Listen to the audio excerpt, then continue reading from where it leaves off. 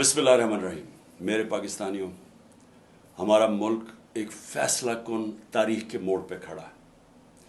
एक माफिया ने हमारे मुल्क के ऊपर कब्जा किया हुआ है, क्योंकि तारीखी महंगाई और अब बेरोजगारी हो रही है पाकिस्तान में। इलेक्शन हारने से ये डर रहे हैं, और क्योंकि ये इलेक्शन की शिकस्त से डर रहे हैं, ये पाकिस्तान का आइन तबाह करने पे तुले हुए हैं, पाकिस्तान की सुप्रीम कोर्ट को तबाह कर रहे हैं।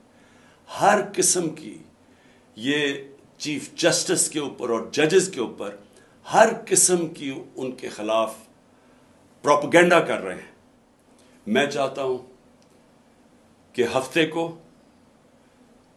मगरिब से 1 घंटा पहले आप अपने घरों से बाहर निकलें, अपने महलों में जाएं, या गांव में हैं तो अपने गांव में निकलें, अपने आइन को बचाने के लिए, अपने बच्चों के मुस्तकबिल को बचाने के लिए, अपने सुप्रीम कोर्ट को बचाने के लिए, अपने चीफ जस्टिस के साथ इज़हार यकजहती दिखाएं। शुक्रिया।